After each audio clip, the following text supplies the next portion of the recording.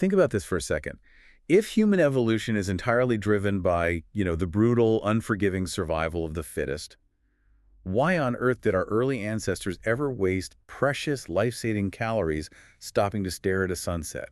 Right, or a perfectly symmetrical flower, for example. Exactly. If our biological programming is just about finding food, fighting off predators, and procreating, then the intense feeling of pleasure you get from looking at a beautiful painting seems like a massive, inefficient glitch in the system. It does. It seems completely counterintuitive when you frame it purely around immediate physical survival.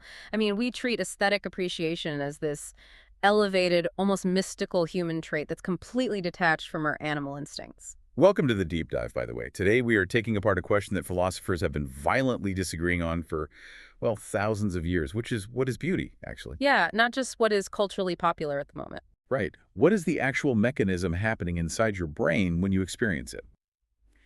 To figure this out, we're exploring Chapter 4 of a book called Philosophical Solutions by philosopher Abdul Jabbar Al-Waily. Which is an incredible text. It really is. The chapter is titled The Emotionality of Beauty, or in the original Arabic text, it's called Atefiyat al-Jamal.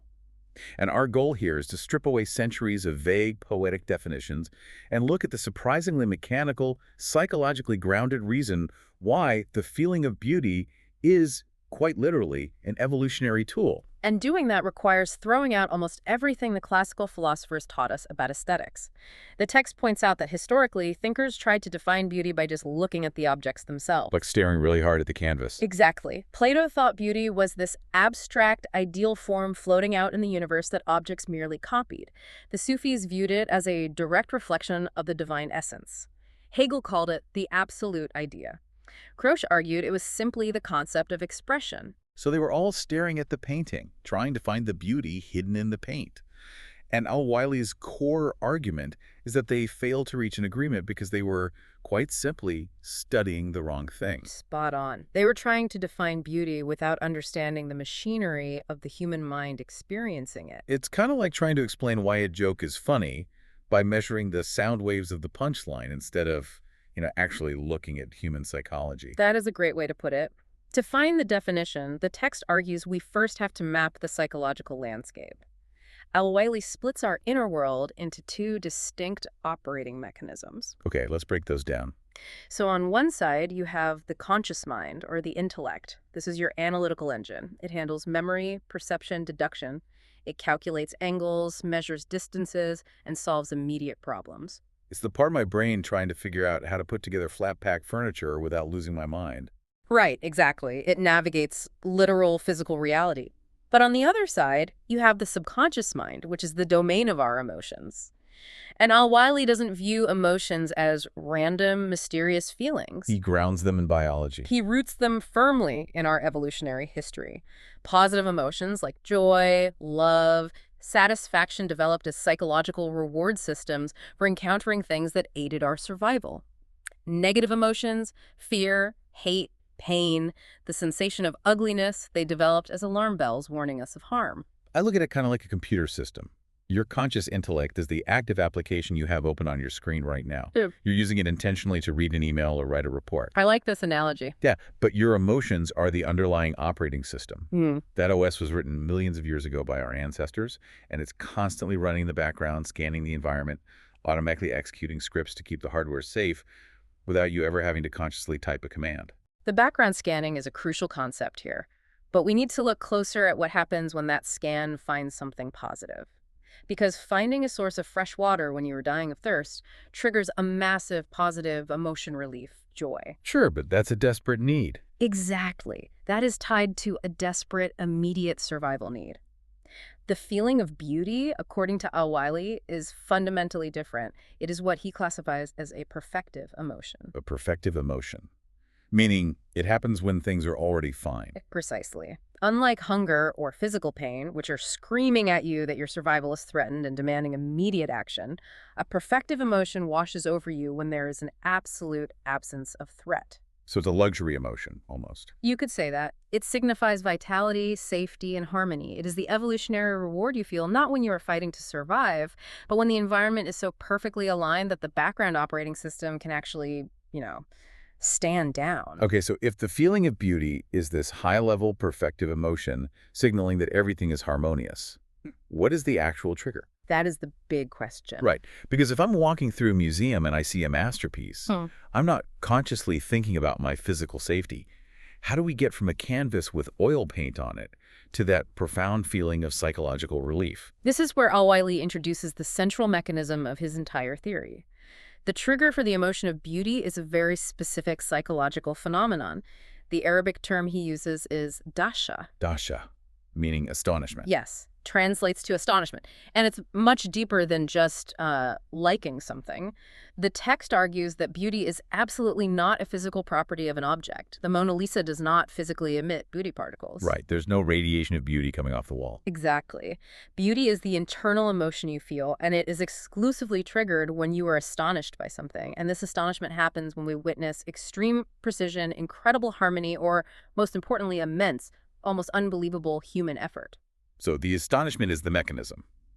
But the why is the really fascinating part to me here. Why did our brains evolve to reward us for being astonished? It goes back to the friction of living. Yeah, the text explains that every day, baseline reality is inherently painful. Even on a good day, just existing requires constant friction. We have to work, we have to navigate social hierarchies, worry about the future, deal with sickness and stress. Reality is exhausting. It is incredibly taxing on the mind, and dasha acts as an emergency escape hatch from that exhaustion. An escape hatch. I love that. When you encounter something truly astonishing, a melody that resolves perfectly or a sculpture carved with impossible precision, it momentarily overloads your perception. It hypnotizes you. You kind of lose yourself in it. You do. In that brief moment of astonishment, your mind is entirely pulled out of the exhausting friction of daily survival. You forget your worries. You are granted a temporary reprieve from reality. That psychological relief is the feeling of beauty. Which perfectly explains his take on ugliness. If beauty pulls you out of the friction of reality, ugliness slams you right back into it. Yeah. Ugliness is clumsy. It's chaotic. It lacks the effort or harmony needed to trigger astonishment. When you look at something ugly, it just reminds you of the chaotic, exhausting mud of the real world. The contrast is essential to his theory. If a piece of art or an object doesn't possess the capacity to hypnotize you and lift you out of reality, it fails the basic test of beauty. Actually, let's test this framework against one of the older philosophers we mentioned earlier, Croce. He argued that beauty was simply expression. If something perfectly expressed an idea or a feeling, it was beautiful. Right, that was his whole metric. But Al-Waily uses this exact requirement of escaping reality to completely tear Croce's theory apart. Because if we follow Croce's logic, a person's face perfectly contorted in absolute raw grief would be a masterpiece of expression. It would be flawless expression. Right. But if you see someone screaming in genuine agony on the street, you don't stop and say, wow, how beautiful. You feel stressed, you feel empathy, maybe fear. Exactly. The mechanism of dasha is completely absent there. A face contorted in real grief doesn't provide an escape hatch. It does the exact opposite. It drags you in. It triggers your mirror neurons, it activates your own stress response, and it plunges you violently into the painful reality of human suffering. Therefore, under Al-Waily's framework, no matter how expressive the face is, it cannot be classified as beautiful because it fails to provide that perfective, hypnotizing relief. Okay, this brings up a huge question, though. I'm trying to wrap my head around this. If beauty is fundamentally about providing us with a psychological benefit, this vital escape from reality, doesn't that mean beauty is essentially just utility? It's a very logical leap to make. And if that's true, wouldn't anything that is highly useful to us automatically be beautiful? The relationship between beauty and utility is where the text gets incredibly specific. Yeah. We have to separate physical utility from psychological utility. Al-Waily establishes a firm rule here. Not all useful things are beautiful, but all beautiful things are useful. Wait, let me make sure I'm following the logic there. All beautiful things are useful because the psychological escape hatch they provide, that temporary relief from the friction of life, is a massive tangible benefit to our mental well-being. It serves a profound function. Exactly. The emotion of beauty is highly functional for the human psyche. It is deeply useful. But the reverse is not true. Physical usefulness alone does not trigger astonishment. The source text has some wild examples to illustrate this. Let's look at the hedgehog. Yes, the hedgehog example is brilliant. If we are judging purely on evolutionary design, A hedgehog's spines are a masterpiece of biological utility. They are perfectly proportioned, practically flawless in their function to protect the animal. But when you look at a hedgehog, your subconscious does not experience dasha. You don't feel a transcendent wave of aesthetic perfection.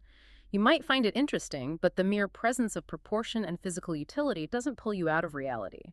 The utility is strictly physical, so it doesn't cross over into the realm of aesthetic beauty. And then there's the complication of subjectivity, like the mother and child example. A mother might look at her baby, and let's just say, objectively, the baby might not be conventionally attractive to anyone else, but the mother feels an overwhelming sense of beauty. Right, and in that case, Al-Waily points out we aren't dealing with pure aesthetics anymore. The mother's profound evolutionary emotion of maternal love, which obviously has immense survival utility, is bleeding into her perception. It's coloring the lens. Heavily. Her psychological reality is flooded with the utility of that bond, creating a subjective, localized experience of beauty that no one else shares. To isolate what pure objective beauty looks like, we have to look at the paradox of the pin. I think this is the most illuminating example in the entire chapter. It really clarifies the whole thing. Right. So imagine a standard metal push pin sitting on your desk. It has immense physical utility. You use it to hold documents together. It's sharp. It does exactly what it was designed to do. But nobody frames a real push pin and hangs it in a gallery. It doesn't trigger astonishment. It's just a mundane piece of everyday reality. Exactly. But now, imagine a master artist takes a pencil and draws a hyper-realistic, incredibly detailed image of that exact same push pin on a piece of paper. The drawing is so precise it looks three-dimensional. Suddenly, we look at the paper and we do feel the emotion of beauty. We are captivated by it.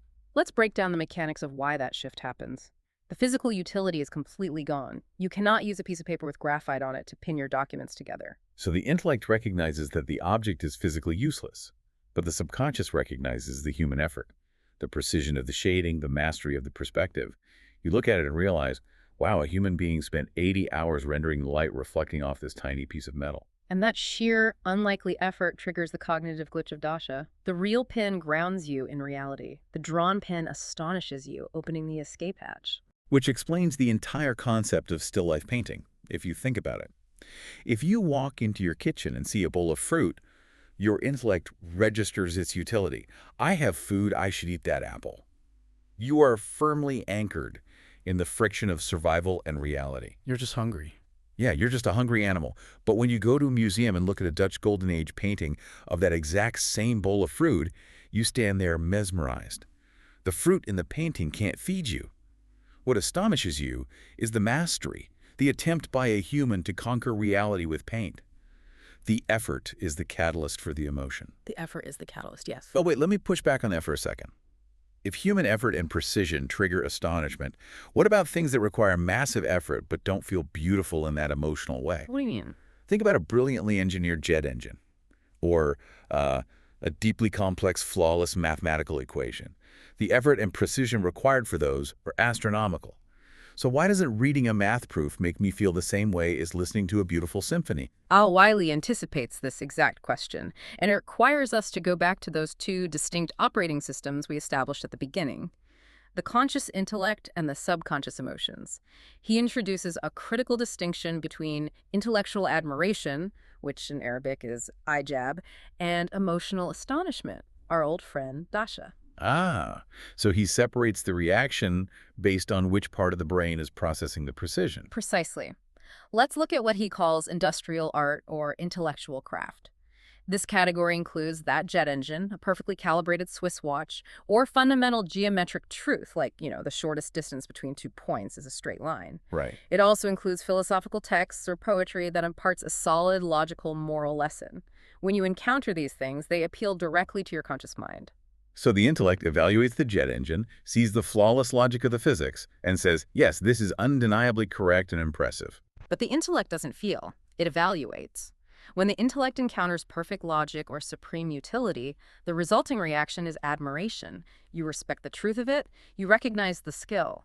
But admiration keeps you firmly planted in reality. It is an acknowledgement of how well reality has been manipulated. It doesn't open the escape hatch. No, it doesn't. Now contrast that with aesthetic art.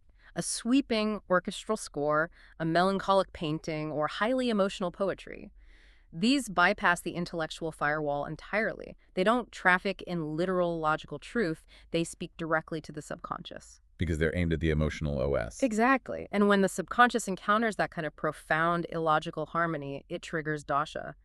Al-Waily uses a very stark metaphor for this. He compares aesthetic art to wine. True beauty intentionally intoxicates us, deliberately altering our perception to remove us from the sober, harsh reality of our daily existence. The poetry examples in the text really hammer this distinction home. Al-Waily contrasts two different types of verse. First, he quotes the legendary Arab poet al-Mutanabbi, who wrote a famous line that translates roughly to, when souls are great, the body tires trying to keep up. Which is a profound observation about ambition and physical burnout. Right. If you are highly ambitious, you will exhaust yourself. It is a verifiable, logical fact. When we read it, our intellect nods in agreement. We admire the wisdom. It's a great piece of industrial art. Or I jab. I jab, exactly. But then Al-Waily contrasts it with another classic trope in ancient poetry, verses where the poet stands crying over the ruined, abandoned campsite of their former lovers. Thematically, it's a completely different mechanism. Completely different. From a purely logical, evolutionary standpoint, standing in the desert, crying over a pile of ashes and broken tent pegs makes zero survival sense. The intellect looks at that and says, this is useless. Move on and find water. There is no factual utility there. But Emotionally, it resonates deeply with our subconscious feelings of nostalgia, loss, and the passage of time. The verse completely bypasses the logical brain. We call it beautiful precisely because it speaks the language of the heart, pulling us into an emotional trance, regardless of literal truth. the distinction between admiration and astonishment clarifies so much about how we consume media today. If you are reading a highly optimized, perfectly formatted spreadsheet detailing quarterly profits, your intellect admires the person who created it. You respect the data.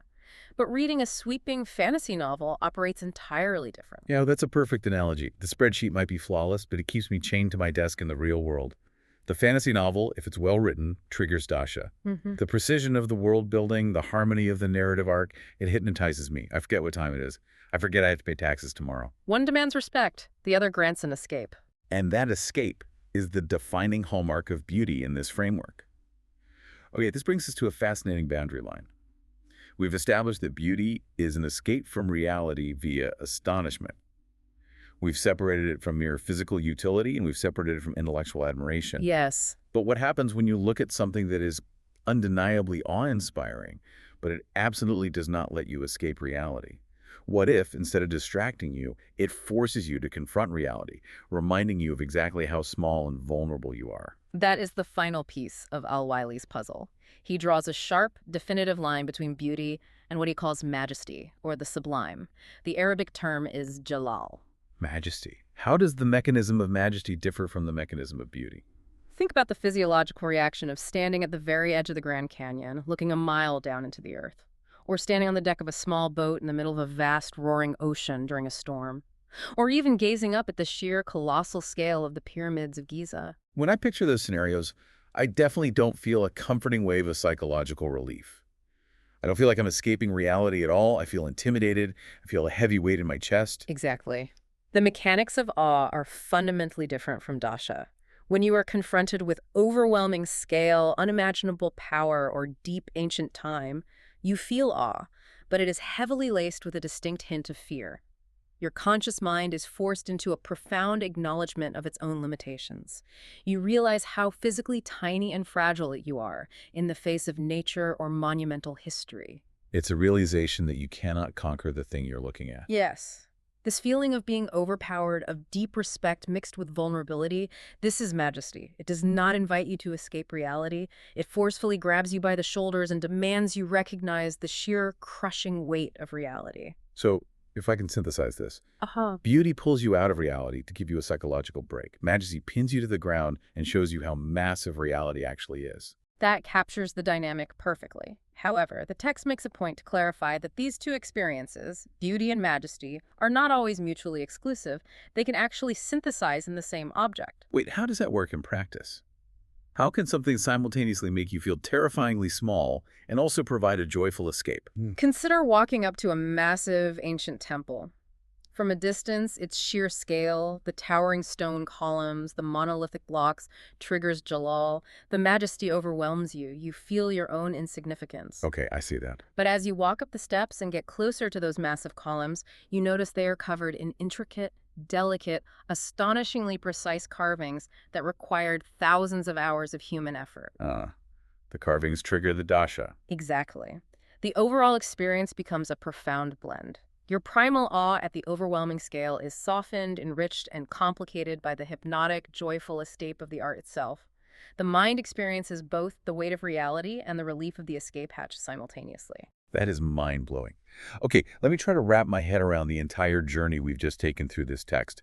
We started by asking what beauty actually is, cutting through the vague ideas of floating ideal forms or divine essence. And through Al-Waily's framework, we've learned that beauty isn't a physical property of an object. It's not just perfect symmetry, and it's certainly not just about something being physically useful. Right. Beauty is a very specific, evolutionarily rooted, perfective emotion. It is the feeling of dasha astonishment that acts as a built-in psychological buffer. It is an escape hatch, hardwired into our subconscious, designed to rescue us, even as just for a fleeting moment from the exhausting, painful friction of daily survival. And understanding that mechanism that beauty requires, this hypnotic escape from the friction of reality, leads to a rather alarming implication when we look at how we live today. What do you mean? Think about the modern digital environment. We live in an era where our smartphones, our social media feeds, and our 24-hour news cycles are constantly bombarding us with pure, unfiltered reality. We are permanently tethered to the friction. We are constantly engaged with the utility of life-answering emails, tracking metrics, reacting to global crises in real time. We never shut off the OS. Never. Yeah. The intellect is constantly firing. The alarm bells of the subconscious are constantly ringing. If true beauty requires dasha, the ability to be fully astonished and pulled away from reality, what happens to a society that refuses to look away from the screen? If we never allow ourselves to disconnect from the exhausting spreadsheet of real life, are we systematically destroying our own capacity to be astonished? And by extension, are we losing our ability to experience true beauty? Wow. That is a genuinely haunting thought to leave on. If the escape hatch is there, but we refuse to use it, we are just choosing to live in the friction. So next time you find yourself looking at a painting, a mountain, or, hey, a perfectly rendered drawing of a simple pin, take a breath. Don't just analyze it. Don't just admire the technique. Give your intellect a break. Let yourself be genuinely astonished, and let it pull you out of the noise. Catch you on the next deep dive.